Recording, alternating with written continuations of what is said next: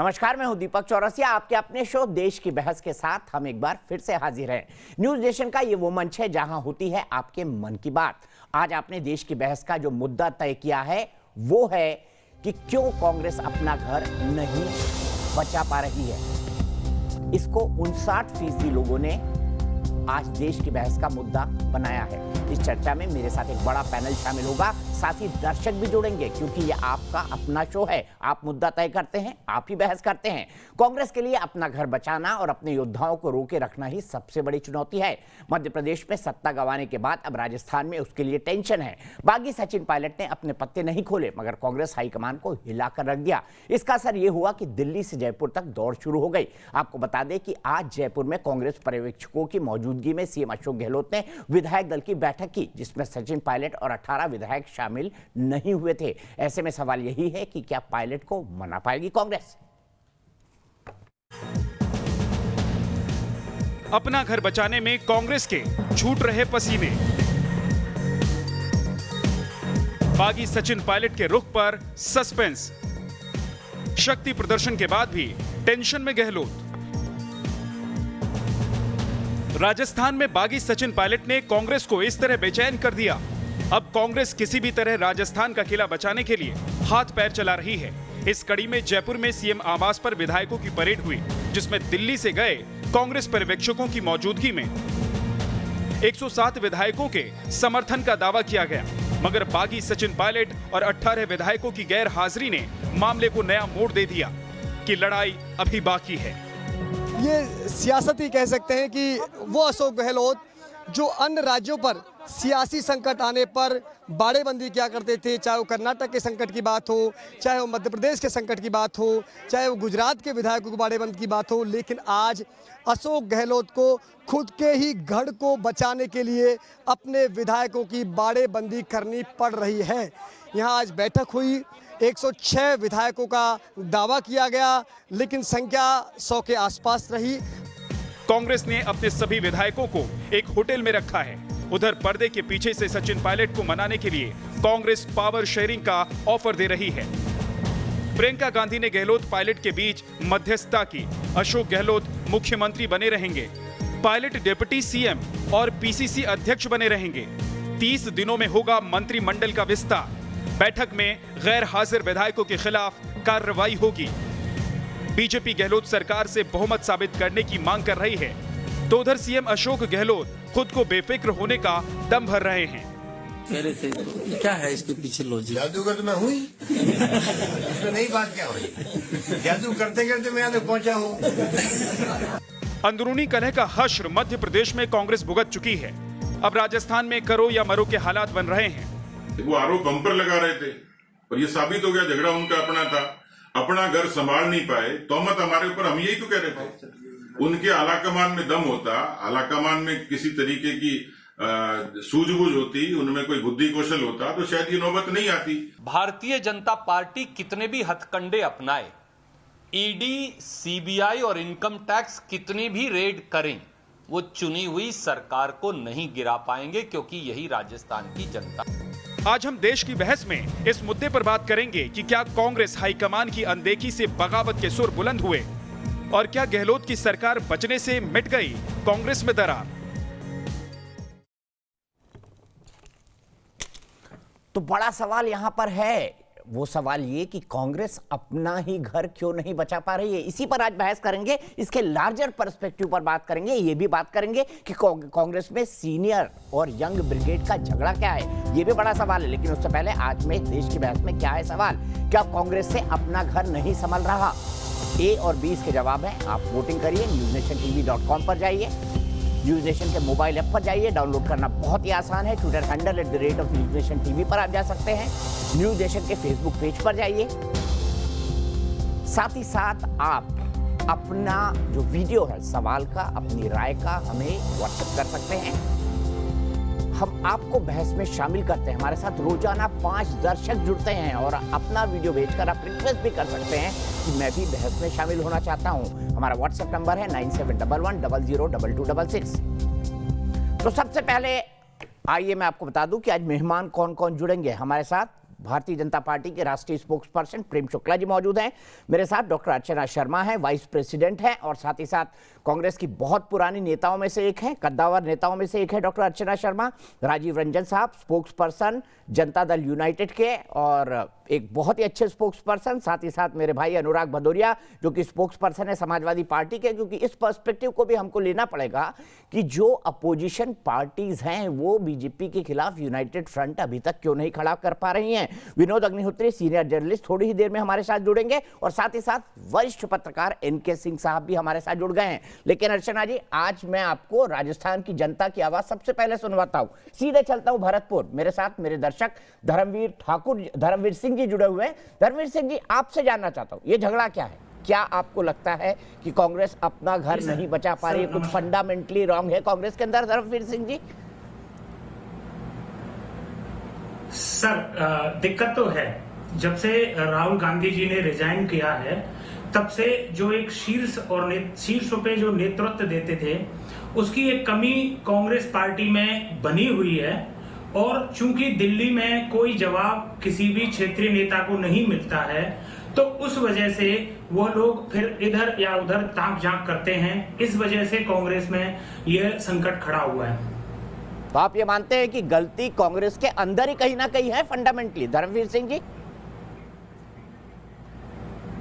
जी बिल्कुल दीपक सर, ये 100% ऐसा लगता है कि कहीं ना कहीं कांग्रेस में कमी है कि वो अपने जो उनके नीचे कैडर है और जो उनके स्थानीय नेता हैं शायद उनकी आवाज को सही समझ नहीं पाती है। इस वजह से उन नेताओं को दूसरी जगह जाना पड़ता है। ठीक है धर्मवीर सिंह जी, आप भरतपुर से आप जुड़े हुए हैं, क्या लगता है आपको राजस्थान में क्या होगा? गहलोत साहब सरकार बचा पाएंगे या सचिन पायलट बिल्कुल क्रैश लैंडिंग करा देंगे राजस्थान में गहलोत सरकार की? नहीं दीपक सर, ये मध्य प्रदेश नहीं है। राजस्थान में इतना आसान नहीं रहेगा क्योंकि यहाँ समीकरण दूसरे हैं। सचिन पायलट नो डाउट सिंधिया जी की बजाय बड़े नेता हैं। उनके पास जो समर्थन है, जन समर्थन, वो भी सिंधिया जी के से ज्यादा है। लेकिन आप इसे चांस समझिए या फिर गहलोत जी को पहले मौका मिल गया, वो देख चुके हैं कि मध्य प्रदेश में क्या हश्र हुआ है, इसलिए उनकी आप फील्डिंग कर लीजिए। लगता नहीं है कि कांग्रेस में यहाँ सत्ता परिवर्तन हो पाएगा दीपक जी। लगता नहीं आपको? सीधे चलता हूं अर्चना शर्मा जी के पास। अर्चना शर्मा जी, आपने शेर सुना होगा, मुझे तो अपनों ने लूटा, गैरों में कहाँ दम था, मेरी कश्ती वहीं डूबी जहां पानी कम था। तो ये आपके ही लोग क्यों गड़बड़ करते हैं? समझ नहीं आता मुझे कि 6 महीने में हमेशा कोई ना कोई एक क्राइसिस कांग्रेस के अंदरूनी ही खड़ी हो जाती है। और ये भी एक अंदरूनी क्राइसिस है आपकी, क्योंकि सचिन पायलट आपकी पार्टी के अध्यक्ष है राज्य के, और वो नाराज होकर दिल्ली में बैठे, विधायक दल की बैठक में नहीं जा रहे। आप उनके पोस्टर उठा देती है 2 घंटे पहले, 2 घंटे बाद फिर से लग जाते हैं क्योंकि आला कमान मनाने की कोशिश कर रहा है। तो गहलोत साहब तो मान चुके हैं कि सचिन पायलट गए। ठीक है चौरसिया जी, क्राइसिस ऐसा नहीं है जैसा कि दिखाया जा रहा है।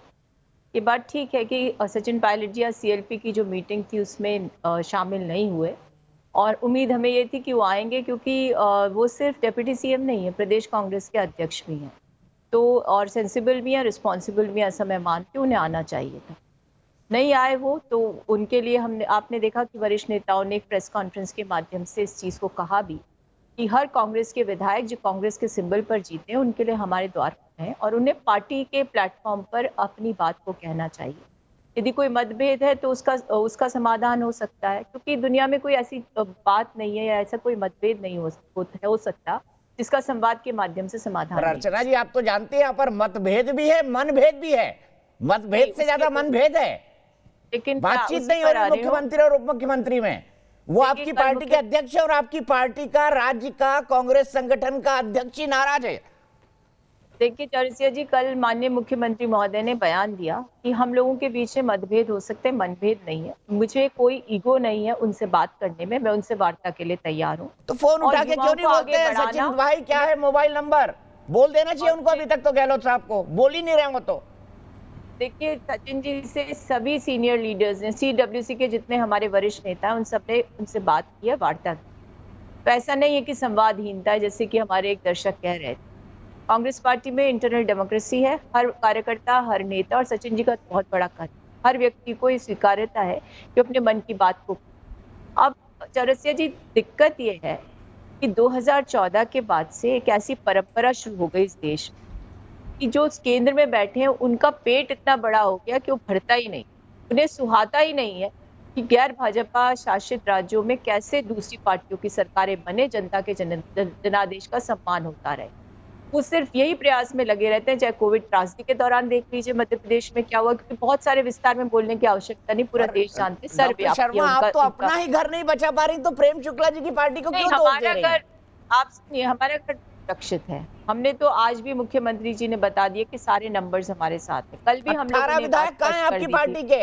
18 विधायक, वो 18 होटल भारत ग्रैंड है, मानेसर के अंदर 14 है, 12 है, ये सारे स्पेकुलेशन है। लेकिन जो नहीं आया तो उसके लिए एक रेजोल्यूशन पास है कि डिसिप्लिनरी एक्शन भी लिया जाएगा हमारी पार्टी के संविधान के। तो फिर 18 लोग तो और सचिन पायलट जो आपके राज्य के अध्यक्ष है, उनके खिलाफ डिसिप्लिनरी एक्शन क्यों नहीं हुआ? अर्चना शर्मा जी, अभी तक तो हो जाना चाहिए था रेजोल्यूशन के मुताबिक। आज ही रेजोल्यूशन पास हुआ है और मैंने आपसे कहा ना कि उनसे हम सुरजेवाला जी ने सार्वजनिक रूप से कहा है कि आइए संवाद करिए, सबके लिए द्वार खुले, क्योंकि आप पार्टी सिंबल से जीते। तो मुझे पूरी उम्मीद है कि सब लोग पार्टी में लौटेंगे। और मैं आपको एक चीज और बता दूं कि जिन लोगों के बारे में मीडिया प्रचार प्रसार कर रहा था कल से कि अमुक अमुक विधायक जो है यहाँ नहीं है, वो गुड़गांव में कहीं बाड़ेबंदी में, उनमें से कई विधायक आए, उन्होंने सार्वजनिक तौर पर ये कहा कि ऐसी बात कयास।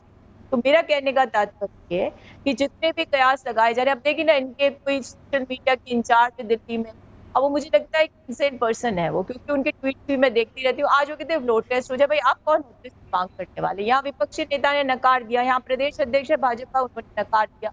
ये सारी चीजें जो है चौरसिया जी, एक तरह से मैं समझती कि स्पेकुलेशन कयास है, और कयास के आधार पर जब चर्चा होती है तो कोई निष्कर्ष नहीं निकलता। लेकिन एक बात मैं जिम्मेदारी के साथ कह सकती हूँ इस चैनल पर कि हम लोगों की सरकार बिल्कुल सुरक्षित है, कहीं भी डिस्टेबलाइज हम लोग नहीं है।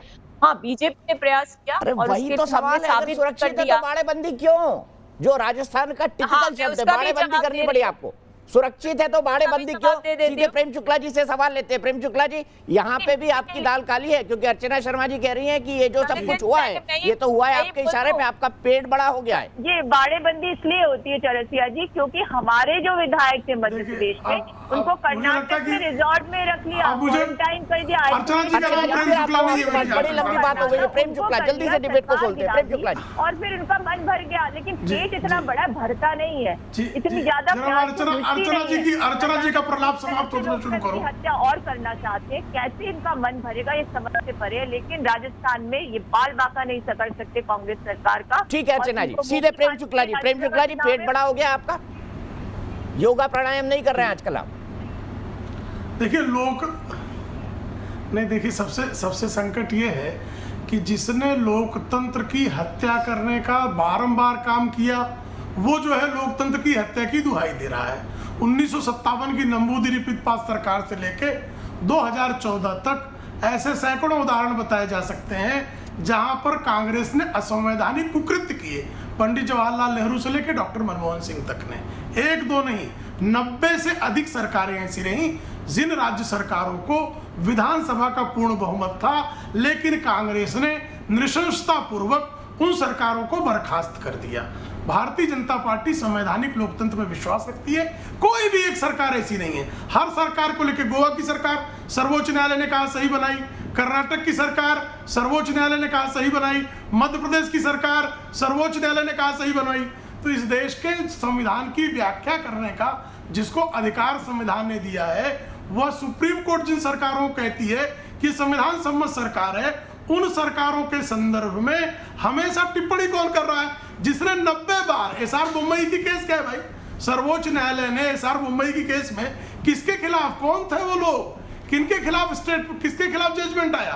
तो कृपा करके पहले इस तरह के भारतीय जनता पार्टी पर अनर्गल आप कितने भी आरोप लगा लेंगे, इस देश की जनता का इतिहास बोध, वर्तमान बोध बहुत अच्छा है, उसको भली बात पता है कि आप जो कह रहे हैं उसमें दम नहीं है।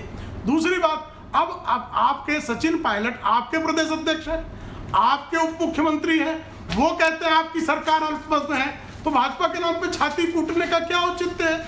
भारतीय जनता पार्टी के तो नेता नहीं है ना।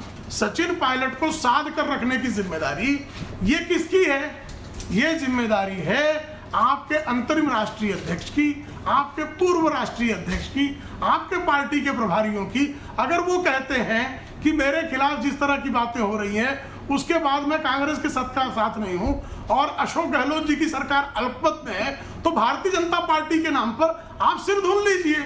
लेकिन सत्य से भली भांति इस देश की जनता, राजस्थान की जनता परिचित है कि आपके राष्ट्रीय नेतृत्व से आपका प्रदेश नेतृत्व पूरी तरह से निश्चिंत नहीं है, उसके बल में आशंकाएं हैं। ठीक है, वो न्यायप्रियता को सब हम 40 सेकंड का रखते हैं। प्रेम शुक्ला जी, अर्चना जी, 2 तस्वीरें दिखाता हूं, लेकिन उससे पहले आपको ट्वीट पढ़वाता हूं आदरणीय कपिल सिब्बल जी का, जो कांग्रेस के वरिष्ठ नेताओं में से एक है। कपिल सिब्बल जी का ट्वीट दिखाइए। अर्चना जी ध्यान से सुनिएगा। अपनी पार्टी के लिए चिंतित हूं, ये प्रेम शुक्ला या उनकी पार्टी नहीं कह रही है, कपिल सिब्बल कह रहे हैं, आपके बड़े नेता। क्या घोड़ों के अस्तबल से निकलने के बाद ही हम जागेंगे, यानी विधायक भाग गए? अब ये बताइए, ये मैं नहीं कह रहा हूं, ये प्रेम शुक्ला जी नहीं कह रहे हैं, ये भारतीय जनता पार्टी के नेता नहीं कह रहे हैं, ये ओम माथुर नहीं कह रहे हैं, ये कपिल सिब्बल कह रहे हैं। 2 तस्वीरें भी दिखाऊंगा। अब बताइए, उनको चिंता हो रही है और आप यहाँ पर जो पर्चा है वो बीजेपी के नाम का फाड़ रही है, ऐसा क्यों? देखिए, उनको चिंता हो रही है, उन्होंने अपना मंतव्य रख दिया। लेकिन मैं प्रेम शुक्ला जी आज मेरे साथ 3 चैनल्स पे थे चौरसिया जी, इनका मैं ज्ञानवर्धन करती। यदि मेरा जन्म ही नहीं हुआ हो और उस समय की बातों को मैं सार्थक बता करके और वर्तमान को सब्सटेंशिएट करूं, तो कोई सही लगता है कि जिस पार्टी का 1980 में जन्म हुआ हो वो जाकर के 57-58 की बातें कर रही है? तो कोई अच्छा लगता है? वर्तमान में जीना सीखो।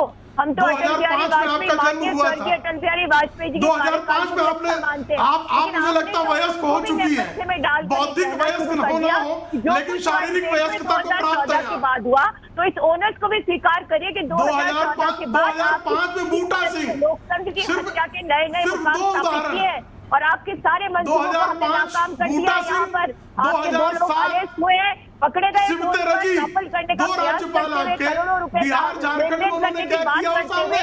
अब आप लोगों की जब सच्चाई सामने आ रही है, तो आप क्या बताना चाहते हो? अगर इतिहास की बात करना चाहते हो तो याद करो पंडित नेहरू को, जिन्होंने आपकी पार्टी, आपकी विचारधारा के लोगों को शामिल करके स्थापित किया था कि हम डाइवर्सिटी में विश्वास करते हैं। आप किस चीज में विश्वास करते हैं? हम जा रहे हैं सचिन पायलट पे बात करें ना। मैं जवाहरलाल नेहरू जी, माननीय इंदिरा गांधी जी, किसी पे नहीं जाना चाहता। मेरे ख्याल से डॉक्टर अर्चना शर्मा, जवाब राहुल गांधी जी को देना है, जवाब सोनिया गांधी जी को देना है, जवाब सबको देना है। लेकिन मैं आपसे एक बात जानना चाहता हूँ, अर्चना जी, कपिल सिब्बल कह रहे हैं कि घोड़े निकल रहे हैं अस्तबल से, तो मतलब आप क्या घोड़े निकल गए तो क्या गधे बचे हैं? को जवाब देना है तो जरा शुक्ला जी से ये भी पूछ लीजिए कि बीजेपी ने हरेन पांड्या के साथ क्या किया, संजय जोशी के साथ क्या किया, आडवाणी जी के साथ क्या किया, यशवंत सिन्हा के साथ क्या किया और मुरली मनोहर जोशी जी के साथ क्या किया। ये बड़ी बड़ी बातें कर रहे हैं, किसको मुकाबले में रखना चाहते हैं? इनका इतिहास जो 2014 से निर्मित हो रहा है वो कलंकित इतिहास है भारत के लिए। ये लोकतंत्र के मेरे ख्याल से हम बहस के मुद्दे से ही भटक रहे हैं। प्रॉब्लम क्या कांग्रेस पार्टी के अंदर है, सवाल आज ये है अर्चना जी। और इसीलिए मैं दोनों अपने वरिष्ठ पत्रकारों को जोड़ूंगा। सबसे पहले विनोद जी, आप कांग्रेस की नस नस को जानते हैं, आप इतने लंबे समय से इस पार्टी को कवर कर रहे हैं, गड़बड़ कहाँ है कांग्रेस के अपने घर में और क्यों? सीधा जानना चाहूंगा 40 सेकंड में। दीपक जी, आप अन्याय कर रहे हैं विमर्श में। दीपक जी, आप देखिए, दीपक जी, मैं 1 मिनट में आ रहा हूँ प्रेम शुक्ला जी, मैं बहस को थोड़ा व्यापक करना चाहता हूँ, इसीलिए जा रहा हूँ विनोद जी के पास, क्योंकि मुद्दा तो कांग्रेस पार्टी के अंदर का है, उसी पर हम बहस करते हैं। आप किया है उसका उत्तर देना आवश्यक है। कांग्रेस के कुकर्मों को लोगों के समक्ष रखना ये दायित्व है इस विमर्श का, क्योंकि बहुत कुकर्मी बातें हुई है। किस काम के लिए इस्तेमाल होते हैं शब्द? आपके तो शब्द मैं आपको सवेरे से समझा रही हूँ शुक्ला जी, पैनल पे बैठो ना तो अच्छी भाषा का इस्तेमाल किया करो। और कोई महिला यदि पैनल हो तो और गरिमा में बनो। ये पार्टी अब महिला कार्ड के लिए आपका संस्कार मुझे पता है, आपकी पार्टी के संस्कार से हम भली भांति परिचित है। अच्छा, मेरे ख्याल से आप दोनों ने अपना अकाउंट सेटल कर लिया है। अब मैं कांग्रेस पार्टी को समझने के लिए सीधे विनोद जी के फिर एनके सिंह जी के पास चलूंगा, क्योंकि इस बहस को व्यापक स्तर पर ले जाने की जरूरत है। विनोद जी, क्या दिक्कत है इस वक्त कांग्रेस के इंटरनल? क्या कांग्रेस अपना ही घर नहीं बचा पा रही? दिख तो यही रहा है। नहीं, देखिए दीपक जी, सबसे पहली बात तो यह है कि घर पे अगर सेंध लगती है, सेंधमारी होती है, तो पहली जिम्मेदारी तो घर वालों की है कि अपने घर को सुरक्षित रखें, और उसके बाद जब आप मौका देंगे तो जाहिर है जो सेंधमारी करने वाला होगा वो सेंधमारी करने से नहीं चूकेगा। और मैं अर्चना जी को और प्रेम शुक्ला जी को दोनों को सुन रहा था। देखिए प्रेम शुक्ला जी, पहली बात तो यह है कि अतीत की गलतियों के आधार पर वर्तमान की गलतियों को उचित नहीं ठहराया जा सकता। और अर्चना जी, आपको भी स्वीकार करना पड़ेगा कि अतीत में कांग्रेस पार्टी ने बहुत सारी गलतियां की हैं और उसका खामियाजा उसको भुगतना पड़ा, वो 52-53 सीटों पर सिमट गई, तो ये स्वीकार करना पड़ेगा। जहां तक राजस्थान प्रकरण की बात है, ये बिल्कुल सही बात है कि कांग्रेस पार्टी का केंद्रीय नेतृत्व जो है इस समय कई मामलों में अपने लोगों को साथ रखने में मुमकिन नहीं, साथ नहीं रख पा रहा है। और दीपक जी, सबसे बड़ी बात यह है कि जब केंद्रीय नेतृत्व वोट कैचर होता है तो किसी की बाहर जाने की हिम्मत नहीं होती। जब केंद्रीय नेतृत्व वोट कैचर वाली पोजीशन से हट जाता है, जब वो वोट जुटाऊ नहीं रह पाता है, तो सारे छत्रप अपने अपने तरीके से अपना अपना रास्ता नापने लगते हैं। ये बहुत बड़ा सच है। आज बीजेपी में नरेंद्र मोदी जी वोट खिंचाऊ नेता हैं, इसलिए तमाम असंतोष के बावजूद मध्य प्रदेश, राजस्थान, कहीं भी कोई लोग आपस में असंतोष करेंगे लेकिन पार्टी छोड़कर नहीं जाएंगे। जैसे कभी कांग्रेस में इंदिरा गांधी, राजीव गांधी के जमाने में होता था, लेकिन आज राहुल गांधी और सोनिया गांधी के नाम पर उस तरह वोट नहीं मिल रहा है जैसे कि इंदिरा गांधी और राजीव गांधी या नेहरू जी के टाइम मिलता था। तो हर छत्रप को अपना भविष्य जो है असुरक्षित नजर आ रहा है। विनोद जी, आपने अपनी बात कही, लेकिन इस वक्त बहुत महत्वपूर्ण खबर आ रही है और बहुत बड़ी ब्रेकिंग भी। अर्चना जी, इसका 2 टूक जवाब दीजिएगा। विधायक मुकेश बाकर, जो कि राजस्थान यूथ कांग्रेस के अध्यक्ष हैं, उन्होंने बहुत महत्वपूर्ण ट्वीट किया है। उन्होंने सीधे सीधे सीएम अशोक गहलोत पर निशाना साधा है और जो शब्द का इस्तेमाल किया है वो ये है कि गहलोत की गुलामी मंजूर नहीं है। राजस्थान में गहलोत के खिलाफ अब बगावत आर पार की हो गई है। विधायक मुकेश भाकर के बागी सुर हैं। मुकेश भाकर नजदीकी माने जाते हैं सचिन पायलट के, यूथ कांग्रेस के अध्यक्ष हैं। उन्होंने कहा कि हमें अशोक गहलोत जिंदा हो तो जिंदा नजर आना जरूरी है, उसूलों पर आंच आए तो टकराना जरूरी है। कांग्रेस में निष्ठा का मतलब है अशोक गहलोत की गुलामी, वो हमें मंजूर नहीं है। फिर से मैं ये ट्वीट पढ़ के सुना रहा हूं, अर्चना जी जवाब देना होगा इसका। जिंदा हो तो जिंदा नजर आना जरूरी है, ये लिख रहे मुकेश भाकर। उसूलों पर आंच आए तो टकराना जरूरी है। कांग्रेस में निष्ठा का मतलब है अशोक गहलोत की गुलामी, वो हमें मंजूर नहीं है। अब क्या कहेंगे डॉक्टर अर्चना शर्मा? इस ट्वीट के लिए क्या बीजेपी जिम्मेदार है? अब मुझे बताइए, ये आपके घर का झगड़ा है, अब सार्वजनिक है और अब सार्वजनिक पटल पर आ चुका है। इतना बड़ा विद्रोह कि आपके यूथ कांग्रेस के अध्यक्ष बोल रहे हैं कि हमको अशोक गहलोत की गुलामी मंजूर नहीं है।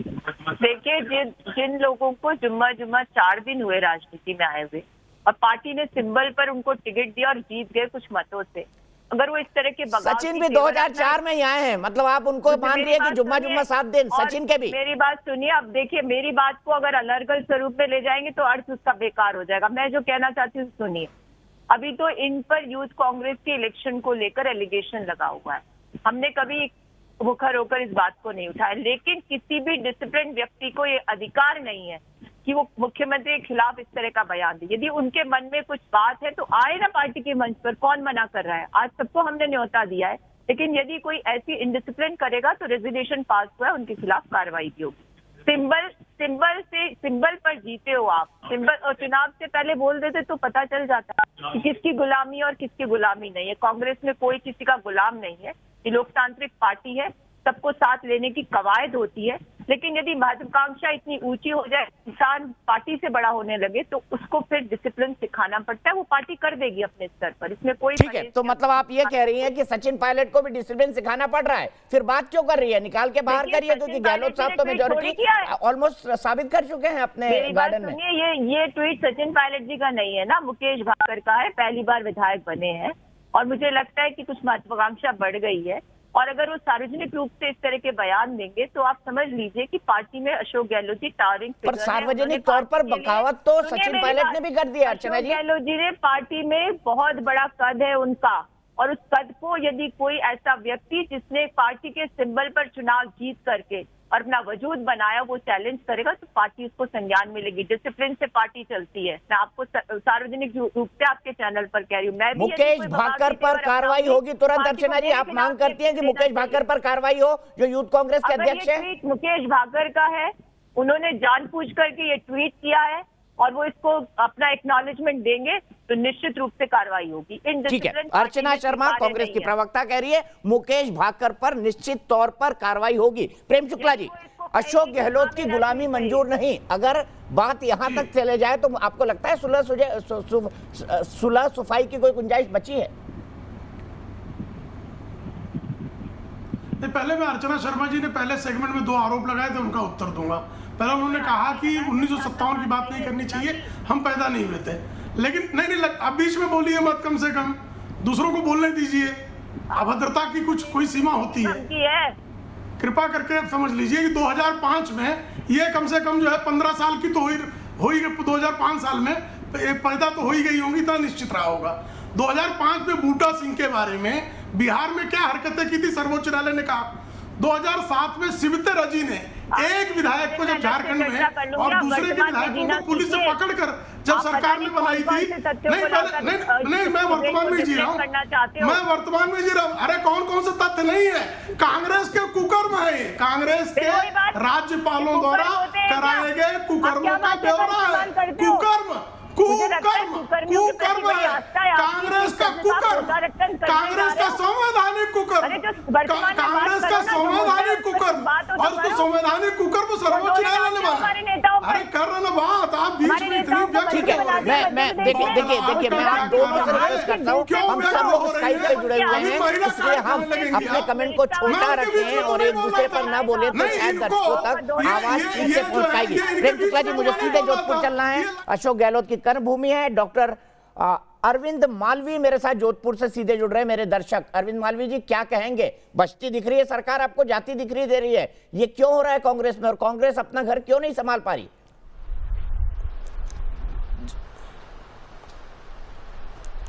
ऐसा है कि जहां तक ये तथ्य और जब सर्वे से ये कांग्रेस के अंदर ये जो कोहराम मचा है, ये अभी कुछ हो सकता है कि मिसअंडरस्टैंडिंग की वजह से ऐसा हो रहा है।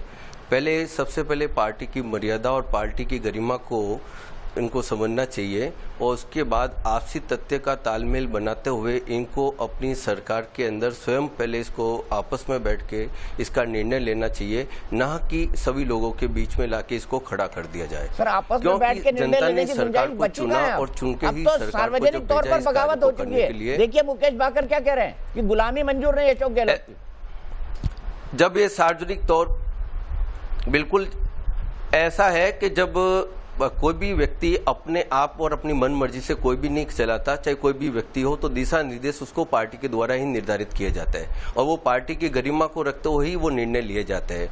अगर ऐसा कुछ गलत होता तो शायद पार्टी कभी ये कदम नहीं उठाती कि अशोक जी को मुख्यमंत्री बना दे या सचिन जी को उप मुख्यमंत्री। जब अगर बना भी दिया गया है तो हो सकता है आपसी नासमझी या कोई कारणों की वजह से तालमेल नहीं बैठ पा रहा हो, तो मैं यही चाहूंगा कि पहले आपस में, क्योंकि ऐसा नहीं अशोक जी कुछ चीज को समझ नहीं रहे, वो एक सीनियर कार्यकर्ता के रूप में जमीन से जुड़े कार्यकर्ता रहे हैं और हमेशा से ही उन्होंने देश के लिए भी, ऐसा भी नहीं कि उसने कुछ नहीं किया, उन्होंने केंद्र की सरकार के अंदर भी अपना कदम रखा था, केंद्रों में भी उन्होंने कार्य किया, अपने अनुभव किया। इवन दैट सचिन जी के फादर के साथ भी उनकी बहुत अच्छी मित्रता रही है, जहां तक मेरा एक सोचना और समझना और मेरा अनुभव रहा है।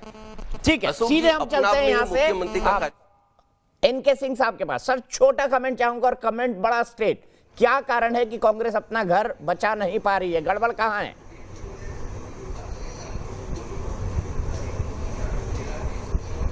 भाई बहुत सिंपल सी बात है दीपक जी, कि भारत में परंपरा रही है कि घर का लड़का अगर बिगड़ता है तो माँ बाप पे उसका आरोप जाता है, पड़ोसी पे थोड़ी जाता है। इसलिए पहला तो ये है कि अपना माँ बाप उसको कैसे देख रहे हैं ये देखना होगा। दूसरा, अस्तबल में घोड़े भागते क्यों हैं? अगर सवेरे आपने उनको फेरा होता, सवेरे दौड़ाया होता, अस्तबल में खाना अच्छा दिया होता तो घोड़े ना भागते। घोड़े अगर भाग रहे हैं आपके तो आपको देखना है। और एक बात बहुत स्पष्ट है कि लीडरशिप के 2 काम होते हैं, एक तो मासेस में एक्सेप्टेबिलिटी, ये पहला होता है, जो विनोद ने बड़ा अच्छा कहा कि अगर अब आप वोट कैचअप नहीं है तो नरेंद्र मोदी स्पेस तो वो ले ही लेंगे, तो आप अब वोट कैचअप नहीं रहे हैं। और दूसरा यह है कि ऑर्गेनाइजेशनल स्ट्रक्चर को आप कितना मजबूत और कमिटेड रखते हैं। क्या आपके कार्यकर्ता वाकई कमिटेड हैं? क्या वाकई कोई आइडियोलॉजी आपकी इस समय रह गई है? इसलिए और उसके लिए कंटिन्यूअस जो वो होता है इंडोक्ट्रिनेशन, क्या आपके यहाँ कोई मैकेनिज्म है? चूंकि ये सब नहीं है तो कांग्रेस अब अवनति की तरफ है, और मुझे लगता है कि जल्दी से अगर इसको नहीं सुधारा गया तो देश के प्रजातंत्र के लिए बड़ा एक नुकसान होगा कि कांग्रेस 134 साल की पार्टी और वो अवनति में जब जाएगी, अस्तित्वहीन होगी, तो मुझे लगता है कि प्रजातंत्र के लिए बहुत नुकसानदेह होगा। बिल्कुल, वाकई। और इसी सवाल को हम लेके जाएंगे कि अगर कांग्रेस के साथ लगातार ऐसा होता रहा तो पार्टी की क्या सिचुएशन बनेगी। लेकिन अभी एक ब्रेकिंग न्यूज आ रही है, मुकेश भाकर की breaking news doctor Archana Sharma ने दी। उन्होंने कहा कि अगर उन्होंने ऐसा कहा है, खुली बगावत है, तो मुकेश भाकर पर कार्रवाई होनी चाहिए। आज बकायदा प्रस्ताव भी पारित हुआ कि जो लोग बैठक में नहीं आ रहे हैं उनके खिलाफ कार्रवाई हो। यह दिखाता है, संकेत देता है कि कम से कम अशोक गहलोत, पायलट गुट ने बड़ा अभी एक ब्रेकिंग आ रहा है, गहलोत सरकार को दी फ्लोर टेस्ट कराने की चुनौती, पायलट को बनाने की कोशिश में जुटी है। लेकिन क्या आज कोई संपर्क हुआ है? सीधे चलते मेरे सहयोगी रवि सिसोदिया के पास, उसके बाद अनुराग भदौरिया और राजीव रंजन जी को मैं इस डिबेट के अंदर लाऊंगा। लेकिन सबसे बड़ी बात रवि, क्या पायलट अभी भी अड़े हुए हैं? ठीक है, एक मिनट रुकते हैं। रणदीप सुरजेवाला कुछ कह रहे हैं।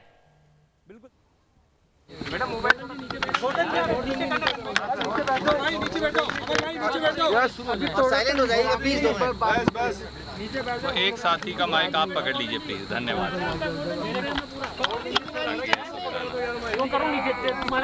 अगर आपकी खींच मत दोस्त, खींचो मत, खींचिए मत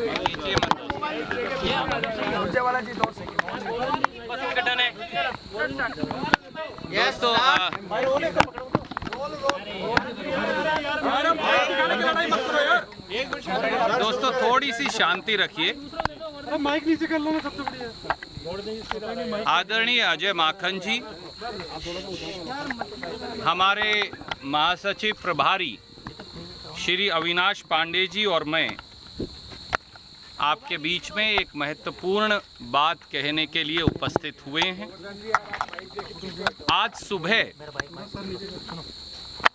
पत्रकार साथियों के माध्यम से सार्वजनिक तौर से भारतीय राष्ट्रीय कांग्रेस ने कांग्रेस पार्टी के सभी विधायक साथियों समेत उन सारे साथियों जो किसी वजह से दिल्ली या मानेसर के होटल में गए हुए हैं, समेत हमारे उप मुख्यमंत्री सचिन पायलट जी और दूसरे साथियों के सहित ये दरख्वास्त की थी कि परिवार के सदस्य परिवार के अंदर ही उनकी शोभा है, परिवार के सदस्यों का सम्मान और इज्जत परिवार के अंदर ही है।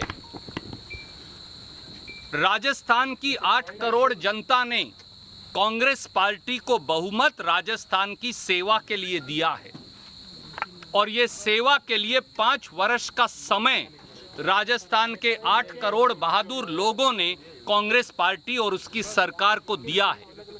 इसलिए कांग्रेस विधायक दल के एक एक सदस्य, वो चाहे मात्र विधायक हो, मंत्री हो, उप मुख्यमंत्री हो या मुख्यमंत्री हो, कांग्रेस पार्टी के हर कार्यकर्ता और विधायक साथी का ये कर्तव्य है कि सेवा के इस यज्ञ में आगे बढ़कर सहयोग दें। और हमने ये कहा था कि सचिन पायलट जी सहित सब विधायक साथियों के जो किसी वजह से नाराज हैं, उनके लिए सोनिया गांधी जी, राहुल गांधी जी और कांग्रेस पार्टी के सारे दरवाजे खुले हैं। खुले मन से आएं। अगर कोई मतभेद है उसकी चर्चा करें। केंद्रीय नेतृत्व, प्रभारी महासचिव और दूसरे साथी मिलकर उसका हल निकालेंगे। कांग्रेस विधायक दल की बैठक हुई। कांग्रेस के सब विधायकों, हमारे इंडिपेंडेंट साथियों और घटक दलों का हम फिर धन्यवाद करेंगे कि 109 के बहुमत के साथ भारतीय राष्ट्रीय कांग्रेस की राजस्थान की सरकार, अशोक गहलोत जी के नेतृत्व वाली सरकार में संपूर्ण बहुमत से हमारे विधायक साथियों ने अपना समर्थन पत्र भी दिया, अपना विश्वास भी दिया और भारतीय जनता पार्टी के विधायकों की खरीद फरोख्त के षड्यंत्रकारी मंसूबों को फेल कर दिया। प्रजातंत्र का चीरहरण की भाजपा की कोशिशों को खारिज कर दिया। इसी कड़ी में राजनीतिक परिस्थिति की चर्चा करने के लिए हमारे प्रभारी महासचिव पांडे जी, इनके नेतृत्व में हमने ये निर्णय किया है कि कल सुबह 10 बजे कांग्रेस विधायक दल की एक और बैठक राजस्थान में यहीं बुलाई जाएगी और एक बार फिर समेत माननीय सचिन पायलट जी के सभी विधायक साथियों से हम उन्हें लिखकर भी भेज रहे हैं। हमने अनुरोध किया है कि आइए राजनीतिक यथास्थिति पर चर्चा करिए, राजस्थान को कैसे मजबूत करें ये चर्चा करिए, राजस्थान की हम कैसे मिलकर सेवा करें ये चर्चा करिए, 8 करोड़ जनता की कैसे मदद करें आइए ये चर्चा करिए। और अगर किसी व्यक्ति विशेष से कोई मतभेद है तो खुले मन से वो भी कहिए। कांग्रेस नेतृत्व सोनिया गांधी जी और राहुल गांधी जी सबकी बात सुनने और उसका हल निकालने के लिए संपूर्ण तैयार हैं। कल 10 बजे ये बैठक होगी। मुझे ये विश्वास है कि सारे कांग्रेस पार्टी के विधायक साथी, मंत्री, उप मुख्यमंत्री और मुख्यमंत्री जी सहित सब साथी इसमें भाग लेंगे और राजस्थान की समस्याओं और जिस प्रकार से षड्यंत्रकारी हमला भाजपा ने प्रजातंत्र और राजस्थान की इस असमत पर बोला है, प्रजातंत्र पर बोला है, इसका एक निर्णायक हल हम निकाल पाएंगे। बहुत बहुत धन्यवाद। सचिन पायलट अपने विधायकों के साथ नहीं आते तो आगे रोल ऑफ एक्शन आपकी पार्टी का क्या होगा? आदरणीय साथी, आपको ये कैसे मालूम है कि कोई साथी आएगा या नहीं आएगा? ना अभी बैठक हुई, ना बैठक में किसी ने हिस्सा लिया। जब बैठक होगी उसमें कोई हिस्सा लेगा या कोई गुरेज करेगा, उसके बाद आपका सवाल प्रासंगिक है। बहुत बहुत धन्यवाद। पायलट को मनाने की आखिरी कोशिश, रणदीप सुरजेवाला ने साफ संकेत दे दिए हैं कल सुबह 10 बजे तक मीटिंग के अंदर आ जाएं। मेरे ख्याल से ये कांग्रेस की आखिरी कोशिश है। परसों रात में, माफ कीजिएगा, कल रात में अविनाश पांडे ने साफ साफ कहा था कि अगर सचिन पायलट नहीं आए तो आज ही की बैठक के बाद उन पर कार्रवाई हो जाएगी। लेकिन आज सुबह रणदीप सुरजेवाला के सुर बदले, उन्होंने कहा कि पायलट बातचीत का रास्ता खुला रखें। अब कांग्रेस एक आखिरी कोशिश कर रही है और हकीकत क्या है? क्या पायलट से अभी तक कांग्रेस हाईकमान की कोई बात हुई है? क्या पायलट अभी भी अड़े हुए हैं? रणदीप सुरजेवाला एक तरह से उन्हें कह रहे हैं कि कल सुबह 10 बजे तक आ जाइए, अपने घर में वापस आ जाइए, वरना कार्रवाई के लिए तैयार रहें। क्या पायलट मानेंगे? सीधे चलते हैं हमारे सहयोगी रवि सिसोदिया के पास। रवि, अब तो रणदीप सुरजेवाला ने साफ साफ कर दिया कि कल सुबह 10 बजे तक या तो पायलट आ जाएं या आगे की कार्रवाई। हकीकत क्या है? पायलट क्या अभी तक मान गए हैं? और रणदीप सुरजेवाला ने कल सुबह 10 बजे तक का गैप क्यों दिया? आ जाइए 10 बजे सुबह तक। और उन्होंने शब्द का इस्तेमाल किया, निर्णायक फैसला करेंगे। निर्णायक फैसला क्या होगा? सचिन पायलट को बाहर का रास्ता दिखाया जाएगा या सचिन पायलट मान जाएंगे? क्या लगता है आपको? बिल्कुल, देखिए दीपक जी, जिस तरह से आज एक बैठक बुलाई गई थी सीएलपी की और उसके बाद जो आंकड़े हैं, हालांकि 109 के आंकड़े पहले बात बताया जा रहे थे, आज भी रणदीप सिंह सुरजेवाला ने बताया कि 109 के आंकड़े अभी भी हैं। जहां तक सचिन पायलट का सवाल है, सचिन पायलट को लेकर कांग्रेस की तरफ से स्टैंड कभी नरम कभी गर्म होता दिख रहा है। आज दिन भर अगर आप देखें तो कांग्रेस का स्टैंड सचिन पायलट को लेकर काफ़ी नरम रहा। लगातार इनकी तरफ से कोशिश की जाती रही, प्रेस कॉन्फ्रेंस के माध्यम से बताने की कोशिश की जाती रही कि अगर आप आना चाहते हैं तो आएँ, अगर आपकी कोई मांग है तो आप हमें बताएं, उस मांग पर विचार किया जाएगा। उसके बावजूद भी सचिन पायलट मानने को तैयार नहीं है। सबसे बड़ी खबर यही है अभी तक दीपक जी की तमाम कोशिशों के बाद सचिन पायलट अभी मानने को तैयार नहीं है। सचिन पायलट की तरफ से लगातार ये दावा किया जा रहा है कि अशोक गहलोत की जो सरकार राजस्थान में, उनके पास बहुमत नहीं है और उनके पास 20 से अधिक विधायकों का समर्थन है। उन्होंने कहा है कि अगर उनके पास बहुमत है, अगर अशोक गहलोत के पास बहुमत है तो अपने तरफ से किसी तरह फ्लोर टेस्ट सिद्ध करें। लेकिन कोशिशें जरूर की जा रही हैं। जहां तक सवाल है कि उनको कौन मनाया जा रहा है, इसको लेकर पार्टी के अंदर काफ़ी चुप्पी है। जब पूछा गया कि आखिर कौन उनसे बात कर रहा है, राहुल गांधी बात कर रहे हैं, सोनिया गांधी बात कर रही, प्रियंका गांधी बात करें, अहमद पटेल बात कर रहे हैं, तो इस पर बड़े नेताओं ने चुप्पी साधी हुई है। सचिन पायलट से जब हमारी बात हुई थी तो उन्होंने इस बात को कहा था कि उनके तरफ से फिलहाल कोई प्रस्ताव नहीं आया। साथ ही साथ उन्होंने इस बात को जरूर दोहराया था और ये कहा था कि उनके पास 20 से अधिक विधायकों का समर्थन है। अगर अशोक गहलोत के पास 107 से अधिक विधायक हैं तो फ्लोर टेस्ट में साबित करें। तो जरूर कहा सकता है कांग्रेस को इस बात का डर सता रहा है, क्योंकि सबसे अहम बात इस समय है कि 18 कांग्रेस के विधायक, जो कांग्रेस के 18 विधायक हैं, वो सचिन पायलट के संपर्क में है। और कांग्रेस जब ये आंकड़ा 109 का बता रही है, उसमें 13 निर्दलीय विधायकों के साथ मिलाते हैं तो उनका आंकड़ा 109 का होता है। तो ये बात कांग्रेस जानती है कि निर्दलीय विधायक कभी भी छिटक सकते हैं, और यही वजह है कि एक बार फिर से कांग्रेस की तरफ से ये पासा फेंका गया है कि कल एक बार विधायक दल की बैठक होगी और उसमें अगर किसी को आना है तो आए और अपनी बात को रखें। जी दीपक जी, मतलब कल की ये बैठक निर्णायक होगी, या सचिन पायलट कांग्रेस की तरफ या सचिन पायलट कांग्रेस के बाहर? देखिए, आज जो बैठक हुई थी विधायक दल की बैठक, उसके बाद सभी विधायकों की तरफ से एक रिजोल्यूशन पास किया गया था और ये कहा गया था कि जो भी लोग पार्टी के एंटी पार्टी एक्टिविटीज में लगे हुए हैं उनके खिलाफ कठोर कार्रवाई की जाए। आज बैठक हुई, उन पर वीपी इशू था, उसके बावजूद भी बहुत से विधायक नहीं आए, उसके बावजूद भी कांग्रेस की तरफ से किसी तरह की कोई कार्रवाई नहीं की गई। तो कांग्रेस को इस बात का डर जरूर सता रहा है कि अगर वो सचिन पायलट या उनके साथ जो लोग हैं उन पर अगर कोई कार्रवाई करते हैं तो और विधायक छिटक सकते हैं। और यही वजह है कि एक और ऑफर दिया जा रहा है। हालांकि जहां बातचीत का सवाल है, बातचीत अभी तक हो नहीं पा रही है, और यही वजह है कि प्रेस कॉन्फ्रेंस के माध्यम से एक और ऑफर दिया गया सचिन पायलट को कि वो आए और अपनी बात को रखें कि क्या समस्या है उनके साथ। जी, आखिरी बात, क्या सचिन पायलट से आज कांग्रेस नेतृत्व में, और दूसरा सवाल, गांधी परिवार में किसी की बात हुई है? क्या हुई है कोई बातचीत, या बातचीत बिल्कुल बंद है जैसा सचिन दावा कर रहे हैं, सचिन के समर्थक दावा कर रहे हैं? देखिए, जो मेरे सूत्र बता रहे हैं उसके अनुसार 2 दिन पहले राहुल गांधी की बात सचिन पायलट से हुई थी।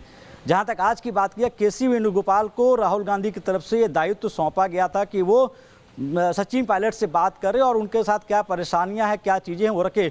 यही वजह है कि सूत्रों से बातें छन कराते रही कि सचिन पायलट को अशोक गहलोत की सरकार में समस्या थी कि उनको काम नहीं करने दिया जा रहा था, वो अध्यक्ष पद छोड़ना नहीं चाह रहे थे, उनको कोई आज़ादी नहीं थी, इस तमाम तरह की बातें आई। हालांकि ये बातें पहले दिन से है, जब से सचिन पायलट उप मुख्यमंत्री बने तभी से उनके साथ ये समस्या होती रही। लगातार वो ये बात दिल्ली दरबार में पहुँचाते रहे, उसके बावजूद कोई कार्रवाई नहीं होती रही। अभी की अगर बात करें तो सचिन पायलट इतने आगे बढ़ गए, ऐसे में उनको वापस पीछे लौटना बहुत आसान नहीं दिखता। और यही वजह है कि कांग्रेस की तरफ से लगातार कोशिश की जाए, लगातार ये फीलर देने की कोशिश की जा रही है कि अगर वो चाहते हैं कि पार्टी में वापस आना चाहते हैं तो वापस आ जाए, पार्टी उनके खिलाफ कोई कार्रवाई नहीं करेगी। क्योंकि अभी भी जब रणदीप सिंह सुरजेवाला ने जो प्रेस कॉन्फ्रेंस की उसमें भी उनके सुर काफ़ी नरम थे और उन्होंने कहा कि वो परिवार के सदस्य हैं, जो आना चाहते हैं आ जाए, और कल अगर नहीं आते तो उसके बाद निर्णायक कार्रवाई की जाएगी। जी ठीक है रवि, तो मतलब संकेत साफ है, कांग्रेस पार्टी ने 10 बजे सुबह तक का वक्त दे दिया है सचिन पायलट को। लेकिन जहां तक मेरी जानकारी है, जहां तक रवि की जानकारी है, आज दिन भर कांग्रेस हाईकमान से सचिन पायलट ने किसी भी तरह की बात नहीं की है। हमारे साथ कांग्रेस के राष्ट्रीय स्पोक्सपर्सन आलोक शर्मा जी जुड़ गए हैं, उनका भी स्वागत करूंगा इस शो में। और सबसे पहले कपिल सिब्बल जी का ट्वीट दिखाइए आलोक शर्मा जी को। आलोक जी, मेरा सीधा सवाल होगा, ये घोड़े कहां भाग गए? जो कपिल सिब्बल कह रहे हैं कि घोड़े अस्तबल से भाग गए, कहां भाग गए सब घोड़े?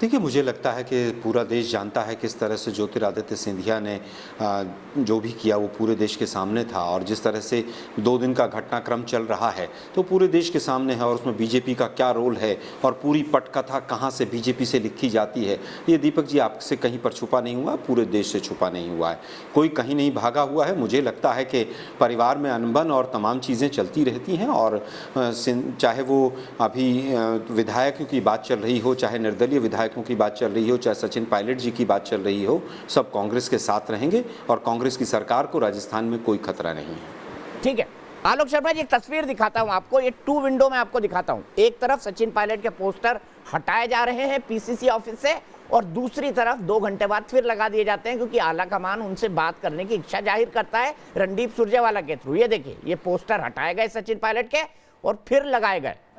आलोक शर्मा जी, इतना पशोपेश कांग्रेस पार्टी में इस लेवल का कंफ्यूजन बहुत कम देखने को मिलता है, ऐसा क्यों हो रहा है? लगातार ये क्यों होता जा रहा है? पहले आपने मैंडेट के साथ सरकार पाई मध्य प्रदेश की, वो गवा दी, अब ऐसा लग रहा है राजस्थान भी जाएगी। ये उहापोह, ये कंफ्यूजन। और मैंने भी एक शेर पढ़ा था अर्चना जी के लिए, आपको भी पढ़ देता हूँ। मुझे तो अपनों ने लूटा, गैरों में कहाँ दम था, मेरी कश्ती वहीं डूबी जहां पानी कम था। ये शेर कांग्रेस पर क्यों लागू हो रहा है आलोक जी? उसके बाद सीधे प्रेम शुक्ला। ये तस्वीरें दोनों दिख रही है, सचिन पायलट के पोस्टर हटाते हुए फिर से लगाते हुए। बहुत से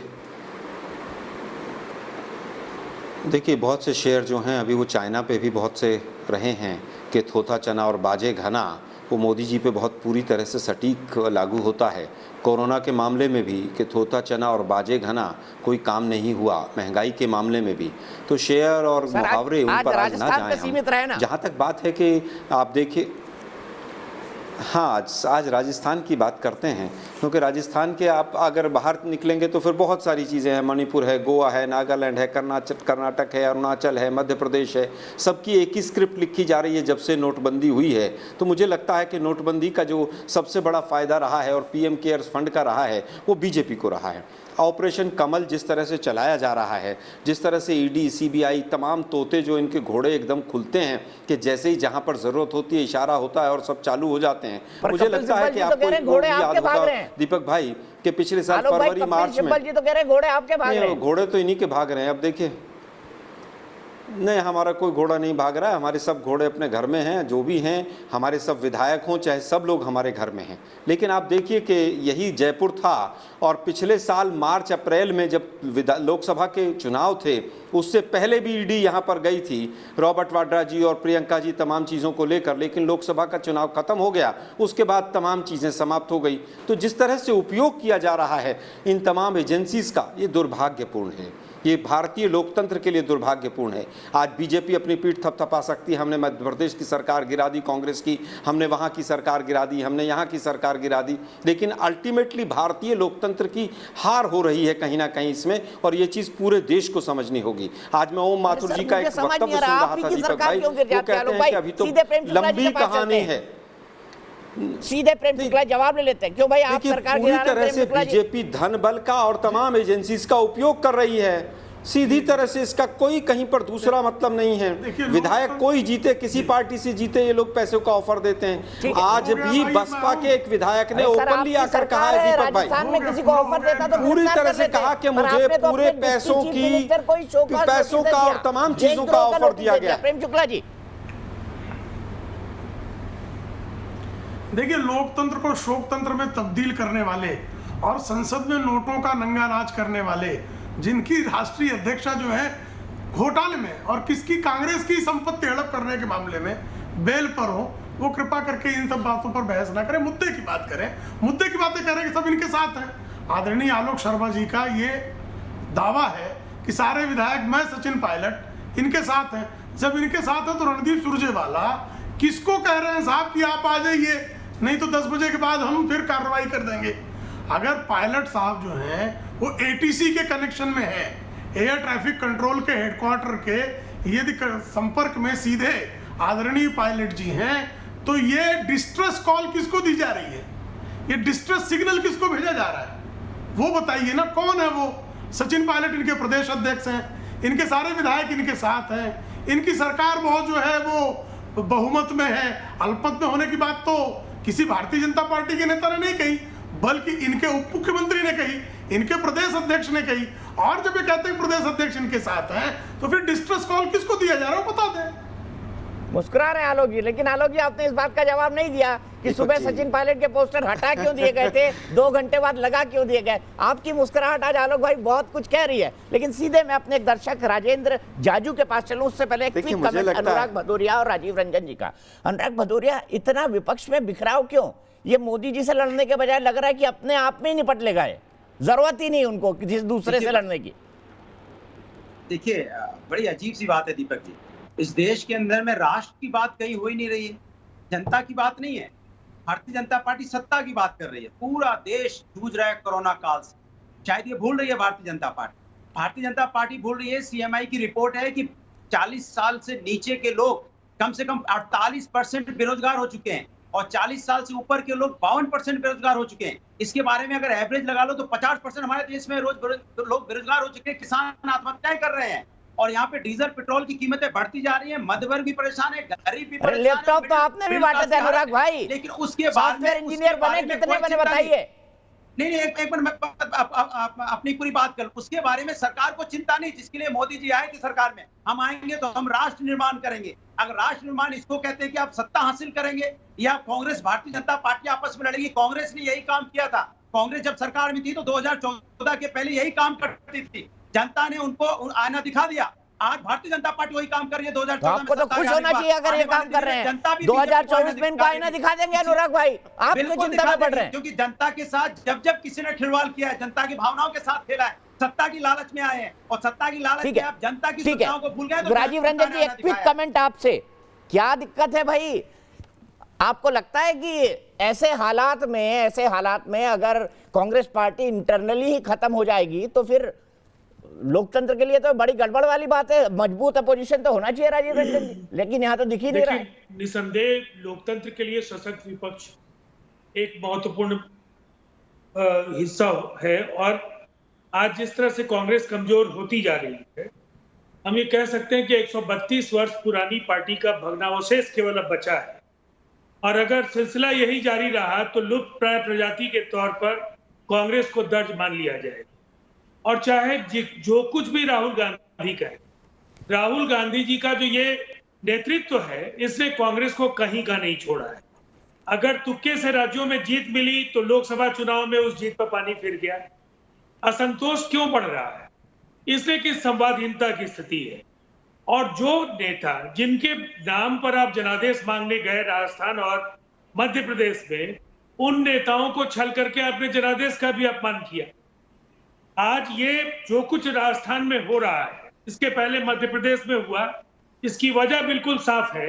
इन दोनों नेताओं के नाम पर आपने युवाओं को लुभाने का काम किया, और आज आप फिर से केवल आपको ऐसा लगता है कि केंद्रीय नेतृत्व या एक परिवार के नेतृत्व के सामने जो राज्यों में उभरता हुआ नेतृत्व है, कहीं भविष्य में कोई चुनौती नहीं बन जाए, ठीक है, तो उनको उभरने के पहले ही आप खत्म कर देते हैं। ठीक है, यहाँ पे बड़ा सवाल यही शुरू होता है। मैं सिर्फ आलोक जी एक ही सवाल का जवाब लूंगा, फिर दिखाऊंगा सचिन के पोस्टर हटाए क्यों और बाद में लगाए क्यों। अभी भी दर्शक इसका जवाब नहीं जान पाए। ब्रेक के बाद फिर आऊंगा।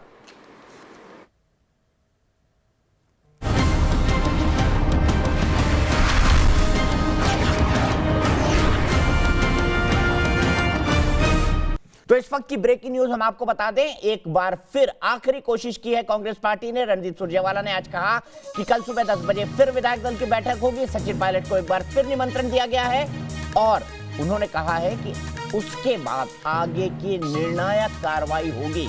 तो क्या कांग्रेस पार्टी ने मन बना लिया है? कल सुबह 10 बजे आर या पार। सचिन पायलट से जहां तक मेरी जानकारी है, सूत्रों के हिसाब से अभी तक किसी भी कांग्रेस के बड़े नेता की बात नहीं हो पाई है। संवादहीनता की स्थिति अभी बची हुई है। 2 दिन पहले सचिन पायलट की राहुल गांधी से बात हुई थी, लेकिन उस बात में किसी भी तरह का कोई निर्णय नहीं निकला था, जिसके बाद सचिन पायलट को भवन में चले गए हैं और उन्होंने साफ साफ तौर पर अपनी नाराजगी बता दी है। उनके एक नजदीकी यूथ कांग्रेस के अध्यक्ष ने अभी कहा है कि अशोक गहलोत की गुलामी उन्हें मंजूर नहीं है। सवाल ये था कि अगर आज बैठक में ये पास हो चुका था प्रस्ताव कि जो विधायक नहीं आए हैं, जो विरोधी गतिविधि कर रहे हैं, उनके खिलाफ कार्रवाई की जाए, तो फिर सुबह 10 बजे तक का मौका एक बार फिर से सचिन पायलट को देना। कांग्रेस होपिंग अगेंस्ट होप कर रही है, उम्मीद के आगे भी उम्मीद कर रही है कि शायद सचिन पायलट वापस आ जाए। लेकिन इतनी दूर जाने के बाद क्या सचिन पायलट वापस आएंगे? सीधे हम बहस को खोले। मेरे साथ प्रेम शुक्ला जी बने हुए हैं, कांग्रेस पार्टी के राष्ट्रीय प्रवक्ता। आलोक शर्मा जी है, माफ कीजिएगा, प्रेम शुक्ला जी बीजेपी के राष्ट्रीय प्रवक्ता, आलोक शर्मा जी कांग्रेस के राष्ट्रीय प्रवक्ता, एनके सिंह साहब वरिष्ठ पत्रकार, अनुराग भदौरिया जी समाजवादी पार्टी के राष्ट्रीय प्रवक्ता और विनोद अग्निहोत्री जी वरिष्ठ पत्रकार मेरे साथ बने हुए हैं। सीधे चलता हूं मैं सबसे पहले राजेंद्र जाजू, हमारे एक दर्शक सामाजिक कार्यकर्ता हैं, मेरे शहर इंदौर से जुड़े हुए हैं। राजेंद्र जाजू जी, पोहे जलेबी चल रहे सुबह सुबह?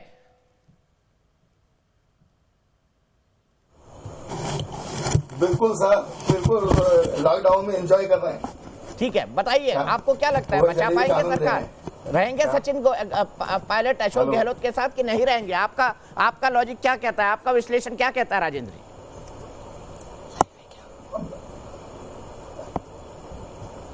देखिए सर, सचिन पायलट किसी हालत में नहीं रहेंगे।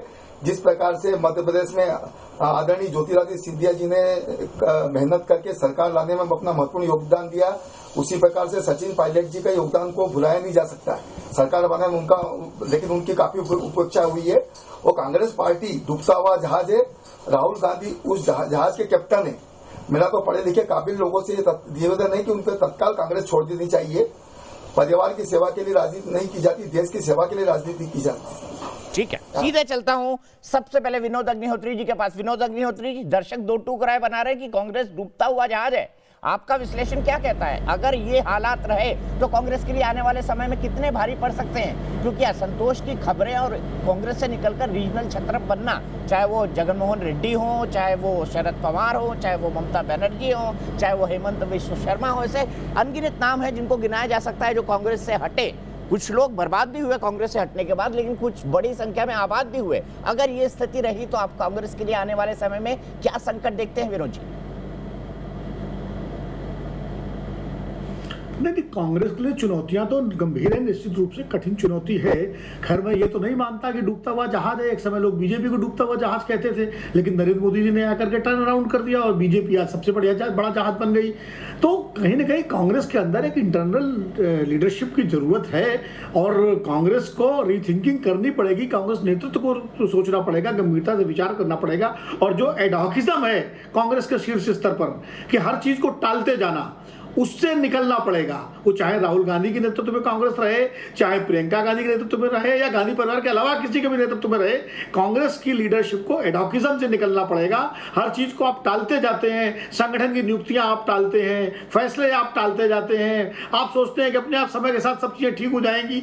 चीजें समय के साथ ठीक नहीं होती और बिगड़ती हैं अगर टाली जाती है। बीमारी का इलाज अगर समय पर नहीं हुआ तो वो फिर भयानक हो जाती है, जानलेवा हो जाती है। यही सचिन पायलट, अशोक गहलोत, ज्योतिरादित्य सिंधिया और कमलनाथ अगर इन समस्याओं को टालने के बजाय कांग्रेस पार्टी ने सख्त स्टैंड लेके इनको हल किया होता, रिजॉल्व किया होता और साफ कह दिया होता कि भाई ये होना है। अगर ज्योतिरादित्य सिंधिया को कह दिया होता कि आपको प्रदेश अध्यक्ष बना दे रहे हैं, बनना है तो बनो, नहीं तो बात छोड़ो, और कमलनाथ से कह देते कि इनको हम बना रहे हैं, तो शायद ये नौबत नहीं आती। सचिन पायलट से भी कह दिया जाता कि अशोक गहलोत 5 साल मुख्यमंत्री रहेंगे, आप रहिए या न रहिए। मतलब कम से कम फैसला लेने का जोखिम कांग्रेस पार्टी के लीडरशिप को सीधे चलता हूं आलोक जी के पास। भारतीय जनता पार्टी ने 2014 के बाद से कितने बदलाव किए, उनके संगठन के स्तर पर बदलाव हो गए, उनके हर स्तर पर बदलाव हो गए। कांग्रेस पार्टी वहीं की वहीं है। लोग उसमें जो लीडर्स हैं, जो जहां जमे हुए हैं वहीं जमे हुए हैं, वो उन्होंने एक तरह से अपने को मान लिया है कि वो इंटाइटल्ड है उन पदों पर रहने के लिए। तो ये जो सेंस ऑफ इंटाइटलमेंट जो है कांग्रेस लीडरशिप के अंदर,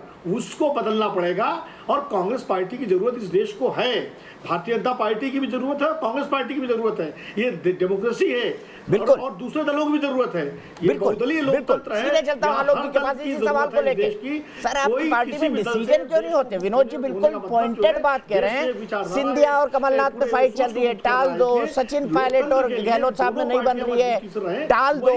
ये क्यों होता है? ये क्यों होता है? और फिर मैं आपको दिखा रहा हूं वो तस्वीर, दिखाएं मेरे प्रोड्यूसर रवि भाई। रवि दिखाइए, ये सचिन पायलट के पोस्टर पहले हटाए गए फिर लगाए क्यों गए? आलोक शर्मा जी इसका जवाब दे दीजिए, ये मुझे समझ में नहीं आया। ये देखिए, ये पोस्टर हटाए गए सुबह सचिन पायलट के, फिर लगाए गए। दीपक जी देखिए, दीपक जी मैं उत्तर देता हूँ। मेरे सामने टीवी नहीं है, लेकिन मैंने वो पोस्टर हटते हुए और लगते हुए देखे हैं। कहीं ना कहीं कार्यकर्ताओं की जो भावनाएं हैं उनको ठेस लगी थी और उनको समझाया गया कि सचिन पायलट जी हमारे साथ ही है, कहीं दूर नहीं है, और वापस उन पोस्टर्स को लगवाया गया है। अब 3-4 जो पिन पॉइंटेड सवाल हमसे पूछे गए हैं, मैं उनका उत्तर दे देता हूं। सबसे पहले भदौरिया जी हमारे बड़े अच्छे मित्र हैं, सशस्त्र विपक्ष की बात की। जब मुलायम सिंह जी पार्लियामेंट में खड़े होकर मोदी जी की तारीफ कर रहे थे, तब शायद सोचना चाहिए था कि सशस्त्र विपक्ष क्या होता है। जेडीयू के प्रवक्ता राजीव रंजन जी तो मेरे बड़े भाई की तरह हैं। कहावत है कि छाछ तो बोले ही बोले, छालनी भी बोले। नहीं आलोक जी, मैंने दूसरी चीज बोली है। नहीं, आपने कहा सशस्त्र विपक्ष होना चाहिए। एक मिनट अनुराग जी, मैं किसी के बीच में नहीं बोला, मैंने राष्ट्र की बात की है। मैंने बोला कि राष्ट्र। चलिए, अच्छी बात, हो सकता मेरे समझने में फर्क रहा हो, लेकिन देश ने ये समझा था कि मुलायम सिंह जी ने मोदी जी की पार्लियामेंट में तारीफ की थी और अगली सरकार बनने की भी शुभकामनाएं दी थी। चर्चा क्यों नहीं हो रही है? और हमने बोला कांग्रेस बहुत अच्छी बात है, बहुत अच्छी बात। वापस आते हैं अनुराग जी। 2014 में कांग्रेस हटी, अनुराग जी, अनुराग जी गलती कर रही है जो भारतीय जनता पार्टी भी हटेगी। चलिए कोई बात नहीं अनुराग जी। अनुराग जी 2014 के बाद तो लड़ाई कौन लड़ रहा है ये मैं जानना चाहता हूँ। जनता कहाँ पे है? अनुराग जी कौन कर रहा है? जनता तो अनुराग जी आपने, अनुराग जी डीजल पेट्रोल के दाम बढ़ रहे हैं, किसान आत्महत्या दीपक जी अब इनको ही बुलवा लीजिए। आत्महत्या नहीं कर रहा है। अनुराग भाई हमारे डिबेट के गदाधारी भीम है, वो कभी भी भड़क सकते हैं। गद्दारी भी नहीं, हमने बोला, हमने अपनी बात रखी राष्ट्र के लिए। ठीक है, देखिए अनुराग भाई आलोक कंक्लूड करिए, आप आपके एक मिनट। कांग्रेस की नहीं, शुक्ला जी महिमा मंडल कर रहे हैं भारतीय जनता पार्टी की, आप अपनी अपनी पार्टी की महिमा मंडल कर रहे हैं, लेकिन राष्ट्र की बात नहीं हो रही है ना। इस बात की चिंता मुझे है कि जनता की बात भी तो कोई करेगा कि अपनी अपना गदा उठाए घूमेंगे। वो तलवार भांज रहे हैं, अच्छी है, वो तलवार भांज रहे हैं, मेरे मोदी जी अच्छे हैं, लेकिन राष्ट्र कहाँ चला गया? राष्ट्र की हालत है कि 50% लोग हमारे बेरोजगार हो गए यहाँ पे, उनको रोजगार कौन देगा? डीजल पेट्रोल 80 रुपए पार हो गया लोगों के पास। आज आपको पता है किसानों की हालत क्या है? वो सिंचाई के लिए डीजल नहीं खरीद पा रहे। अच्छा, ठीक है अनुराग भाई हम राजस्थान में आज आलोक जी, क्यों ये सिचुएशन बनी, क्यों फैसले नहीं लेती है कांग्रेस? विनोद जी का बड़ा पॉइंटेड सवाल है आपके लिए। नहीं, मुझे लगता है कि अनुराग भाई को इतना बोलने से पहले मुलायम जी की स्टेटमेंट सुननी चाहिए थी पार्लियामेंट की। मैं उनके विरोध में नहीं जा रहा। अब जेडीयू की बात है, इनको तो डीएनए शायद अपना पता चल गया होगा। अरे वो तो देखिए, ये देश की परंपरा और आप लोगों ने क्या क्या बोला है। आप राफेल पे एक सवाल नहीं उठा पाए थे। आप लोग अब रुकिए थोड़ा सा भाई। अनुराग जी आप डिबेट को कहीं से कहीं पहुंचा देते हैं। दीपक जी कंट्रोल कीजिए इनको। उन्होंने तो मनमोहन सिंह को भी आशीर्वाद दिया था। बेकार में कहाँ टॉपिक पहुंचा रहे हैं अनुराग भाई ठीक है, आखिरी 5 मिनट है। आलोक शर्मा जी सबसे पहले, फिर एनके सिंह साहब के पास जाना है और डिबेट करा लेंगे अपने आप। मैं नहीं बोलूंगा बिल्कुल दीपक जी, अनुराग जी को बोलने दीजिए। अब नहीं आप बोलिए, अनुराग जी को बोलने दीजिए। आपने मुलायम सिंह की बात की तो नहीं को बोलने दीजिए। ना बोलिए आलोक भाई बोलिए, वक्त नहीं है हमारे पास। मैं बिल्कुल नहीं बोलूंगा, आप ही बोलिए और बताते रहिए। आप ही बोलते रहिए अनुराग जी, दीपक जी बुलवाते रहेंगे। आपने मुलायम सिंह जी की बात बोली, आदरणीय नेताजी की बात बोली, उन्होंने मनमोहन सिंह को भी बोलते रहिए। बहुत अच्छी बात है। मुलायम सिंह जी ने पार्लियामेंट में मोदी जी की तारीफ नहीं की थी क्या? अरे जब लोकसभा में थे तो लोकसभा में, कोई भी लोकसभा में यही तो बोलते रहिए। आप बोलते रहिए। नहीं, किसी का व्यक्तित्व क्या होता है, किसी का बोलते रहिए। आप बहुत अच्छी तरह से बोलते रहिए। मोदी जी की सरकार दोबारा लाइए आप लोग। अरे आप फिर वही बात आप लाने में लगे हैं। आप जो मोदी जी की सरकार दोबारा ले आइए, शुभकामनाएं दीजिए उनको। आप लाने में लगे हैं। आप अपनी भूमिका में सक्षम नहीं है। अच्छा, ये मत करिए, रोज यहाँ पर पार्लियामेंट में सपा जो है धरना दे रही है आकर। अरे लड़ना भारतीय जनता पार्टी से लड़ रहे हैं। मेरे ख्याल से विपक्ष बनाने में बहुत वक्त बाकी है। आलोक शर्मा जी, 4 साल दूर है इलेक्शंस। आलोक शर्मा जी प्लीज। देखिए दीपक जी, मुझे लगता है कि जेडीयू को तो अपना डीएनए पता चल गया होगा। राहुल गांधी जी के और कांग्रेस के साथ मिलकर ही चुनाव लड़ा था इन्होंने। तो मैं इतना ही कहूंगा, सृजन घोटाला रात को भी शायद इनको याद आता है, इसलिए हमें ईडी और सीबीआई से डर नहीं लगता है, इनको जरूर डरता होगा। जहां तक बात आज की है, आप मुझे केवल ये बता दीजिए कि कितने राज्यों में बीजेपी ने आने के बाद सरकार गिराई है? क्या वहां पर लोकतंत्र की हत्या हुई थी कि नहीं हुई थी? राहुल गांधी जी से के आने के बाद कितने राज्यों में हमने सरकार बनाई, वो भी पूरे देश ने देखा था। आप केवल बीजेपी के लोग ऑपरेशन कमल चला सकते हैं, इसके अलावा कुछ नहीं कर सकते हैं। कोरोना से नहीं लड़ सकते हैं, मोदी जी थाली पिटवा सकते हैं, इसके आगे कुछ नहीं कर सकते हैं।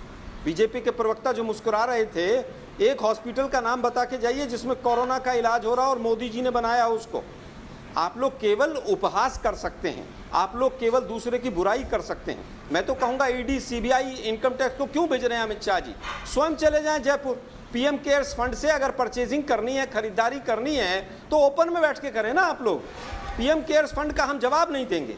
चाइना से हजारों करोड़ रुपए हम पीएम केयर्स फंड में लेंगे, लेकिन पूरा देश देशद्रोही है। केवल बीजेपी जो है वो देशभक्त है। चाइना हमारी जमीन पर कब्जा जमा कर बैठा है, लेकिन राजस्थान, यहाँ विधायकों को तोड़ेंगे, बसपा के विधायकों को तोड़ो, इनको तोड़ो।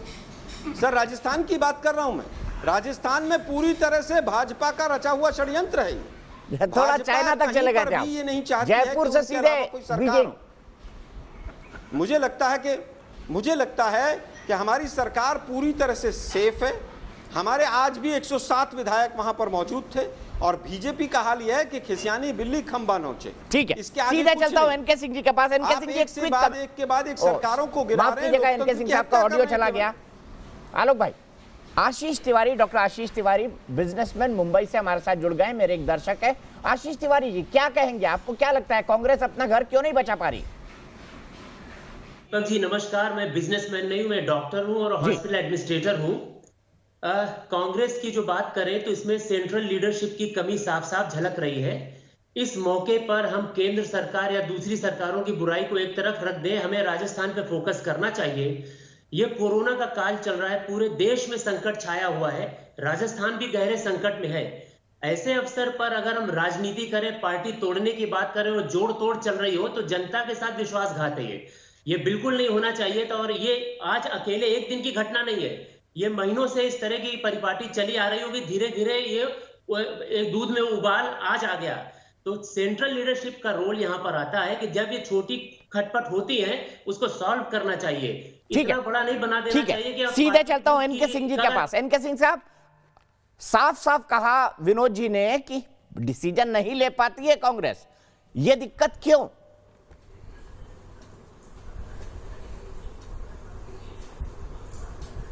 नहीं, वो इसलिए है कि पार्टी में एक जो डायरेक्शन होता है वो ये लीडरशिप दे नहीं पा रही है। हर समय एक डायनेमिज्म होता है, गत्यात्मकता, जो काल दिक सापेक्ष होता है और इमीडिएटली आपको नई सिचुएशन में नई चीजें करनी पड़ती हैं। आप जरा गौर कीजिएगा, जब मोदी इमर्ज कर रहे थे तो वो जो एक जुझारूपन कांग्रेस में होना चाहिए था, क्या वो कहीं नजर आया? आज 6 साल हो रहे हैं, क्या कांग्रेस कभी भी कोई बड़ा मास मूवमेंट लेके चली है? क्योंकि वो जो धार होता है वो प्रेजेंट लीडरशिप के पास नहीं है। हो सकता है आलोक जी वगैरह इसको नहीं कहेंगे, लेकिन भीतर से ये सब मानते हैं कि हमारी लीडरशिप में वो डायनेमिज्म नहीं है। हाँ, एक चीज अब मैं बता दूं दीपक जी, आप तो बहुत ही सीनियर है और हम लोग साथ रहे हैं, ये कोई भी कार्रवाई नहीं करेंगे। कार्रवाई सिर्फ उनपे होगी, सचिन पायलट पे और या 1-2 एमएलए पे। आप ध्यान रखिएगा, और आप तो इसको देखे भी हैं कई असेंबलीज में, कहीं भी किसी को निकाला नहीं जाएगा, किसी विधायक को पार्टी से नहीं निकाला जाएगा, वरना खतरा यह है कि ये अनअटैच्ड मेंबर के रूप में रहेंगे और तब ये बीजेपी के फेवर में वोट दे सकते हैं, व्हिप इन पे लागू नहीं होगा। तो टेक्निकली मैं एक बात समझा दूं कि भारत के संविधान के लिस्ट शेड्यूल 10(2)(2) में बहुत स्पष्ट है कि कोई भी अगर निकाल दिया गया पार्टी से तो वो अनअटैच्ड मेंबर हो जाएगा। लिहाजा कल कोई भी कार्रवाई किसी भी एमएलए पे नहीं होने जा रही है। मैसेज के लिए इक्का दुक्का पे कर दे, सचिन पायलट पे कर दे, ताकि लोग डर जाएं। 20 सेकंड प्रेम शुक्ला जी आपको दूंगा, क्योंकि आलोक जी के बाद जवाब नहीं लिया था। क्या लगता है, सचिन पायलट रहेंगे कांग्रेस के साथ, जाएंगे? आपका पत्रकार क्या कहता है अंदर का? देखिए, सचिन पायलट को ये ले कहां रहे? सचिन पायलट, मैंने कहा ना कि डिस्ट्रेस कॉल दिया जा रहा है। सचिन पायलट इनके प्रदेश अध्यक्ष हैं, इनके राष्ट्रीय अंतरिम अध्यक्ष के संपर्क में है क्या वो, और उनको संपर्क में लिए जाने का प्रयास हो रहा है क्या? उन पर प्रेस कॉन्फ्रेंस में उनके बारे में बातें की जा रही है, जैसे एनके सिंह जी ने भी बता, विनोद अग्निहोत्री जी ने बहुत पॉइंटेड सवाल आलोक शर्मा जी से पूछा था। आलोक शर्मा जी ने आओ माओ काओ चाओ सब बातें की, लेकिन मुद्दे की बात नहीं की ना। मुद्दे की बात यह है कि भाई संकट कहां से है? संकट आपके यहां से है कि आपकी पार्टी के 2 जो वरिष्ठ नेता हैं, सचिन पायलट और अशोक गहलोत, उनके बीच इतनी भयंकर जो है आशंका की खाई है कि वो खाई आप बांट नहीं पा रहे हैं। फिर उसमें किसी का घोड़ा भाग जा रहा है, किसी गधा भाग जा रहा है। साहब, किसी को घोड़े और गधे को भागने की आवश्यकता नहीं है। ठीक है, अब मुझे यही रोकना पड़ेगा डिबेट का। अफसोस आलोक भाई, अब जवाब हम कर लेंगे क्योंकि मुद्दा गर्म रहने वाला है। राजस्थान की राजनीति में अभी बहुत कुछ होना बाकी है। सचिन पायलट बहुत दूर निकल गए हैं, क्या वापस आ पाएंगे? नजर हमारी लगातार बनी रहेगी। हमारी इस खास पेशकश में आज के लिए इतना ही, लेकिन न्यूज नेशन एक ऐसा चैनल है जहां पर खबरों का सिलसिला कभी नहीं थमता।